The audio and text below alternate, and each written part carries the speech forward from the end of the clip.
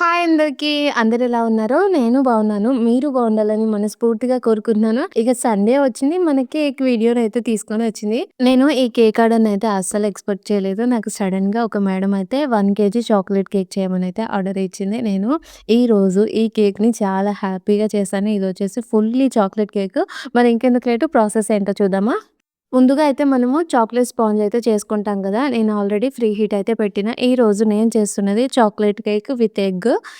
1 kg base అయితే తీసుకుంటున్నాను. ఇప్పుడైతే నేను 1 కప్ మైదా తీసుకున్నాను.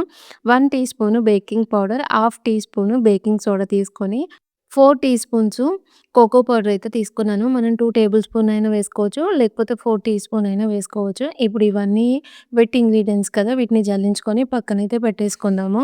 ఒకసారి జల్లించుకున్న తర్వాత మనము అన్నీ అయితే కలిపేయాలి. అట్లా కలిపితే ఫ్లోర్ అంతా మిక్స్ అయిపోతది. ఎక్కడైనా సరే ఉండలనేవి ఏముండదు. ఇప్పుడైతే ఇంకొక బౌల్ తీసుకొని దాంట్లోకి 4 ఎగ్స్ అయితే వేసుకున్నాను. నేను ఎగ్స్‌ని హైట్ నుంచి ఏస్తాను కాబట్టి బౌల్‌లో పడగానే యెల్లోస్ అన్నీ ఇట్లా సెపరేట్ అయిపోతున్నాయి. ఇప్పుడైతే నేను 4 ఎగ్స్ అయితే తీసుకుంటున్నాను. ఇప్పుడు మనం 1 కేజీ కేక్ చేయాలంటే దానికి మనం 500 గ్రామ్స్ స్పాంజ్ అనేది ఉండాలి. అందుకే నేను ఈ మెజర్‌మెంట్స్ అయితే తీసుకుంటున్నాను. ఎగ్స్‌నైతే మంచిగా మనం బీట్ చేసుకోవాలి. ఎగ్స్ ఎలా బీట్ చేస్తామంటే ఎగ్ స్మెల్ అనేది రాకుండా ఎగ్గు మంచిగా వైట్ కలర్‌లో కనిపించేంత వరకు బీట్ చేయాలి. ఇది బీట్ చేయడానికి ఒక 2-3 నిమిషాల టైం అయితే పడుతూ ఉంటది. మనము కొందరికి ఎగ్ స్పాంజ్ చేసినప్పుడు స్మెల్ అనేది వస్తది గదా!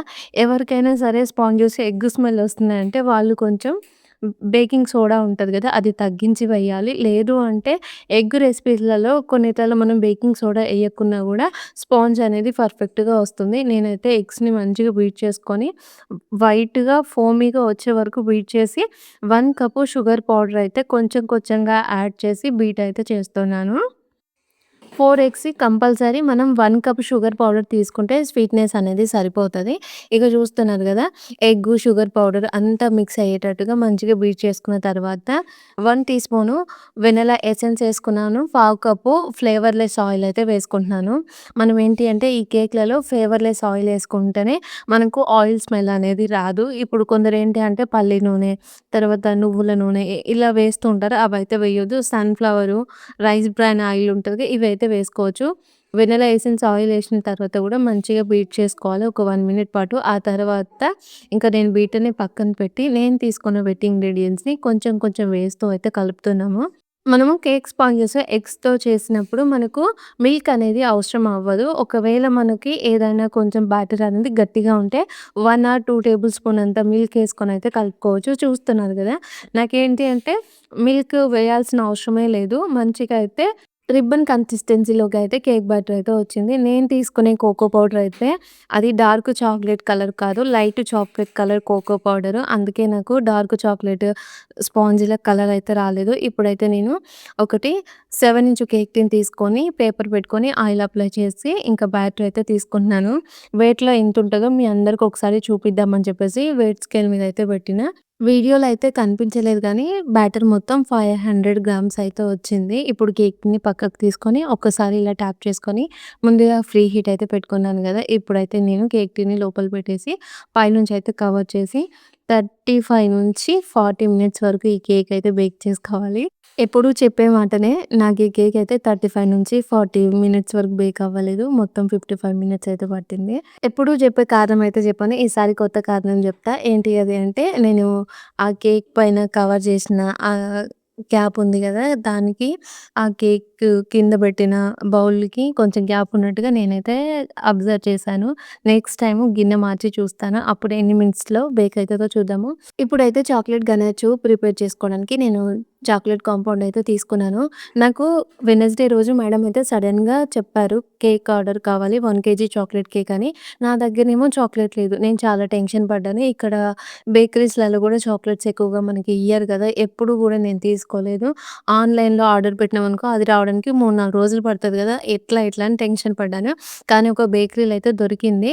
కానీ ఈరోజు నాకు చాలా తక్కువ ప్రైస్‌కే ఈ చాక్లేట్ ఇచ్చారని నేను అనుకుంటున్నాను. నాకైతే తను 160 రూపీస్ తీసుకుర్రు. కానీ ఫ్లిప్‌కార్ట్‌లో వీటిలలో 220 అట్లుంది 400 గ్రామ్స్. కానీ ఈ చాక్లేట్ అయితే 500 గ్రామ్స్. మరి మీరేమంటారు? ఇది ఎక్కువనా? తక్కువనా? బయట షాప్‌లలో తీసుకుంటే రేట్ ఎంతుంటదో తెలిస్తే కామెంట్ అయితే చేయండి. చాక్లేట్ గనాష్ అయితే చేసుకున్నాను గదా! హాఫ్ కప్పు చాక్లేట్ తీసుకున్నాను. దానికి 2/3 కప్పుతోని నేను విప్పింగ్ క్రీమ్ తీసుకున్నాను. అదే 150 ఎంఎల్ కప్పుతోనైతే విప్పింగ్ క్రీమ్‌ని తీసుకొని, ఇంకా గ్యాస్ పైన చిన్నగా లో ఫ్లేమ్‌లో పెట్టి కలుపుతూ వెయిట్ చేశాను. ఈరోజు దీంట్లో నేను బటర్ ఎయలేదు. బటర్ అయితే డీప్ ఫ్రిడ్జ్‌లో అతుక్కపోయింది. బయటికది తీసినా రాట్లేదు. ఇలా అయితే నేను చాక్లేట్ గనాష్‌నయితే ప్రిపేర్ చేసుకున్నాను. ఫస్ట్ ఏంటి అంటే కొంచెం ఇది పల్చగా ఉంటది. కొంచెం చల్లారిన తర్వాత తిక్కుగా అయితది. ఇప్పుడు ఈ చాక్లేట్ గనాష్‌ని కూడా పక్కన పెట్టేసి కేక్ బేక్ అయిందా లేదా అని చెప్పేసి చెక్ చేస్తున్నాను. ఈ కేక్ బేక్ అవ్వడానికి నాకు 50 మినిట్స్ అయితే టైం పట్టింది. నెక్స్ట్ టైము గిన్నె చేంజ్ చేస్తాను. అప్పటికైనా కూడా కరెక్ట్ టైంలో బేక్ అవుతదా లేదా అనేది చెక్ చేసుకుంటాను. చూస్తున్నారు కదా! కేక్ స్పాంజ్ అయితే ఎంత బాగొచ్చిందంటే మల్లెపూలాగా వచ్చింది తెలుసా! నేను ఈరోజు ఈ కేక్ స్పాంజ్‌తోని ఫుల్ సాటిస్ఫాక్షన్ అయిపోయినా. మస్తు హ్యాపీగా అనిపించింది. ఆ కేక్ టిన్ పక్కన పెట్టేసి విప్పింగ్ క్రీమ్ అయితే బీట్ చేస్తున్నాను. నాకు మేడం వచ్చేసి క్రీమ్ తక్కువ పెట్టమనయితే చెప్పింది. ఈరోజు నేనైతే 300 ఎంఎల్ విప్పింగ్ క్రీమ్ అయితే తీసుకున్నాను. మనం 1 కేజీకి 400-500 ఎంఎల్ వరకు విప్పింగ్ క్రీమ్ యూజ్ చేస్తాము. నేనైతే ఈరోజు 300 ఎంఎలే తీసుకున్నాను. క్రీమ్‌ని మంచిగా బీట్ చేసుకున్న తర్వాత చాక్లేట్ గనాష్ అయితే వేసుకున్నాను. కొంచెం ఫిల్లింగ్‌లోకి పక్కనుంచుకొని మిగతాది మొత్తం ఈ క్రీమ్‌లో అయితే వేసి మళ్ళీ క్రీమ్‌నయితే మంచిగా బీట్ చేసుకుంటున్నాను. ఈరోజు క్రీమ్‌ని నేను ఓవర్ బీట్ చేశానా, ఏంటా అని తెలీదు కానీ, క్రీమ్ అనేది మొత్తం హెయిర్ ఫార్మ్ అయిపోయి బబుల్స్ లాగా వచ్చింది. మీరు నేను ఫినిషింగ్‌లో కానీ, తర్వాత డెకరేషన్ చేసేటప్పుడు గానీ మీరు చూస్తారు. ఇప్పుడైతే నేను కేక్ టిన్ అయితే చల్లారిపోయింది గదా! సైడ్స్‌కి ఒకసారి నైఫ్‌తోని లూజ్ చేసిన తర్వాత కేక్ టిన్ అయితే రివర్స్ పెట్టేసాను. చూస్తున్నారు గదా! స్పాంజ్ ఎంత మంచిగా బేక్ అయిపోయిందంటే మల్లె పువ్వులాగా అయిపోయింది. షుగర్ సిరప్ గూడా మస్తు ఎక్కువ పీల్చి కేక్ అయితే సూపర్ టేస్టీగా వచ్చిందంట. మేడం వాళ్ళకైతే చాలా నచ్చింది. ఇప్పటి నుంచి నేను ఒక డిసైడ్ అయిపోయాను. ఎవరైనా సరే ఒకవేళ కేక్ ఆర్డర్స్ వస్తే వాళ్ళు ఎగ్ బావుంటదా? ఎగ్‌లెస్ బావుంటదా? అంటే నేనైతే ఇలా ఎగ్స్‌తోని చేసిన కేకే బావుంటదని ప్రిఫర్ అయితే చేస్తాను. ఇంకా మా పిల్లల బర్త్‌డేకి గూడా నేను స్పాంజ్ అయితే ఎగ్‌తోనే చేస్తాను. అప్పుడే ఇంకా కేక్ టేస్ట్ కూడా చాలా బావుంటుంది. ఇంకో కేక్ స్పాంజ్ వెయిట్ వచ్చేసి 500 గ్రామ్స్ వరకైతే వచ్చేసింది గదా! ఇప్పుడు ఈ కేక్‌ని 3 లేయర్స్‌గా కట్ చేయాలి. లేయర్స్‌గా కట్ చేస్తుంటే గూడా స్పాంజ్ అనేది మంచిగా బేక్ అయిపోయింది గదా! సైడ్‌ల నుంచి ఊడుతూ వస్తుంది. చాలా మంచిగా స్పాంజ్ అయితే బేక్ అయిపోయింది. ఒక్కొక్కటి ఇట్లా 1 ఇంచు హైట్ అయితే వచ్చింది ఒక్కొక్క లేయరు. నాకైతే చాలా హ్యాపీగా అనిపిచ్చింది. మరి మీకు ఈ కేక్ స్పాంజ్ చూడడానికి ఎలా అనిపిచ్చిందో గూడా కామెంట్ అయితే చేసి చెప్పురి. ఇప్పుడు నేనిక్కడ 8 ఇంచు బేస్ అయితే నేను తీసుకున్నాను. 7 ఇంచ్ తీసుకుందాం అనుకున్నాను. కానీ మళ్ళీ సైడ్‌కి బార్డర్ ఎయరాదు అని చెప్పేసి నేను 8 ఇంచ్ బేస్ అయితే తీసుకున్నాను. తీసుకున్న తర్వాత ఇట్లా బార్డర్ ఎయ్యొస్తదా నేను కేక్ స్పాంజ్ ఉంటది కదా! మిడిల్‌లో పెట్టానా లేదా అని చెప్పేసి చెక్ చేసుకొని కొంచెం క్రీమ్ అప్లై చేసేసి కేక్ స్పాంజ్ అయితే పెట్టి షుగర్ సిరప్ అయితే వేస్తున్నాను. ఈరోజు ఈ స్పాంజ్‌కి షుగర్ సిరప్ అయితే ఎక్కువగా పీల్చుకుంది. మనం ఇలా ఎక్కువగా పీల్చుకునే స్పాంజెస్‌కి మనం షుగర్ సిరపు కొంచెం తక్కువగా వేసామనుకో కొంచెం గట్టి పడినట్టుగా అనిపిస్తది. ఇట్లా అయితేనేమో కూల్ కేక్ టేస్ట్ వస్తది.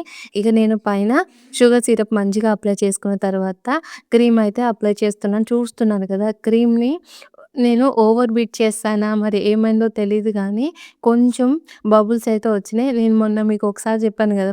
పదే నాకు మంచిగా క్రీమ్‌ని బీట్ చేయడం వచ్చిందని చెప్తూ ఉన్నాను గదా!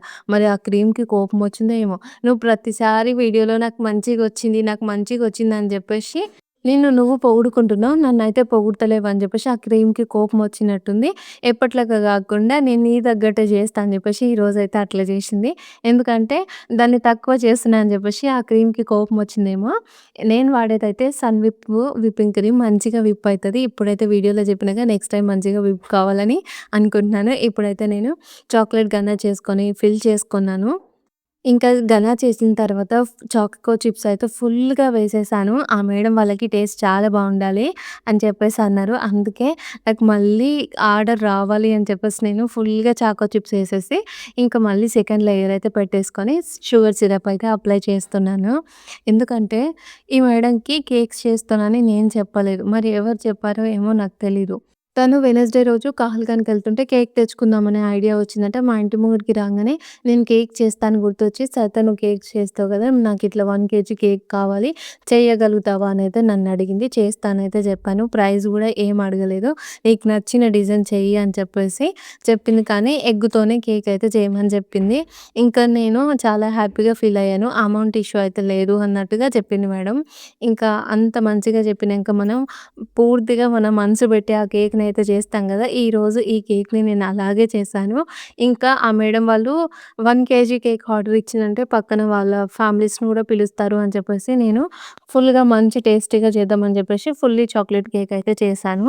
ఇంకా సెకండ్ లేయర్ పెట్టుకొని విప్పింగ్ క్రీమ్ పెట్టేసి ఇదేంటి అంటే సైడ్‌కి స్పాంజెస్ అనేవి ఊడుతున్నాయి. అందుకే నేను కొంచెం క్రమ్ కోడ్ కన్నా ఎక్కువగానే క్రీమ్ అయితే పెట్టేసాను. మొత్తం కవర్ అయిందనుకో ఇంకా అవి రాలిపోవు కదా!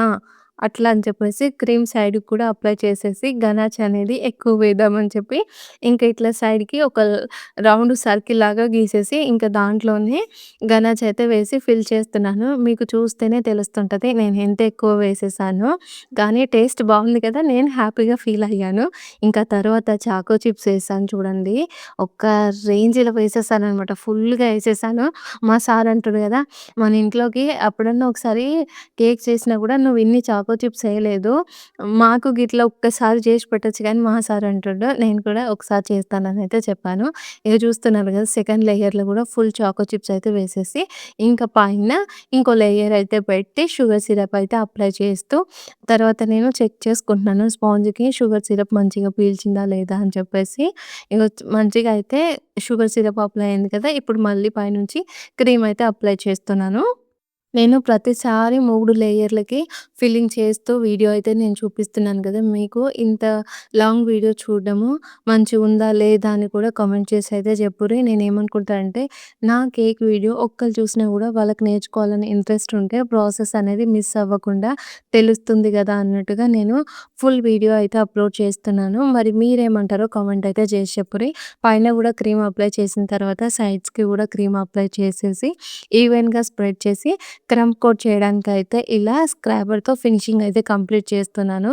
ఇది నేను వెడ్నెస్‌డే రోజు నైటే అయితే క్రమ్ కోట్ చేసి ఫ్రిడ్జ్‌లో పెట్టి, మళ్ళీ థర్స్‌డే రోజైతే ఫినిషింగ్ ఇవంతా కంప్లీట్ అయితే చేశాను. ఎందుకంటే తెల్లారితే ఉగాది, ఇంట్లో పని ఉంటది కదా! అందుకే ముందు రోజు నైటే ఫినిషింగ్ చేసుకొని పెట్టుకున్నాను. నేను చేసేది ఎగ్ కేక్ కాబట్టి మనకు స్పాంజ్ అనేది ఎక్కువ షుగర్ సిరప్ అయితే పీల్చుతది. అప్పుడు మనకు అది ఫ్రిడ్జ్‌లో కొంచెం ఎక్కువ సేపు ఉంటే కూల్ కేక్‌లాగా రెడీ అయిపోతది. అందుకే నేనైతే ముందు రోజే క్రమ్ కోట్ చేసి ఫ్రిడ్జ్‌లో అయితే పెట్టుకున్నాను. క్రమ్ కోట్ చేసేవరకే 1 కేజీ 73 గ్రామ్స్ అయితే ఉంది. ఇంకా నెక్స్ట్ రోజు మనకు ఒక 1200, 1300 వరకైతే కేకొస్తది. ఇక చూస్తున్నారు కదా! నైట్ అయితే నేను ఇలా క్రీమ్ పెట్టేసి క్రమ్ కోట్ అయితే చేశాను కదా! నెక్స్ట్ రోజు ఫినిషింగ్ అయితే కంప్లీట్ చేస్తున్నాను. నిన్న బీట్ చేసిన క్రీమ్‌ని మళ్ళీ ఒకసారి అయితే బీట్ చేసుకొని ఇలా అయితే అప్లై చేస్తున్నాను.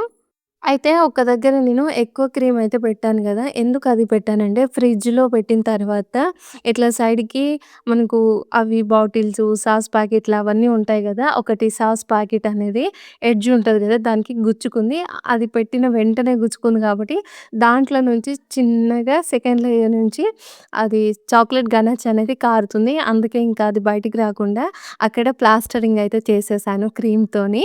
అందుకే అక్కడ కొంచెం ఎక్కువగా క్రీమ్ అయితే ఉంది. ఇప్పుడు ఇంకా నేను ఫినిషింగ్ అయితే చేస్తున్నాను కదా! ఒక్కసారి మళ్ళీ నేను విప్పింగ్ క్రీమ్‌ని బీట్ చేసుకొని ఫినిషింగ్ కంప్లీట్ చేస్తున్నాను.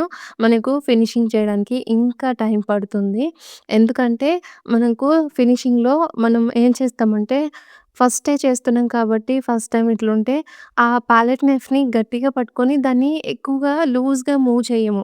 మనం ఎప్పుడైతే పాలెట్ నైఫ్‌ని ఈజీగా మూవ్ చేస్తామో అప్పుడు మనకు ఫినిషింగ్ కానీ, క్రమ్ కోడ్ గాని మంచిగా వచ్చేస్తుంది. నేనైతే ఈరోజు ఈ ఫినిషింగ్ కూడా చాలా తక్కువ టైంలోనే కంప్లీట్ చేసినట్టు నాకనిపిచ్చింది.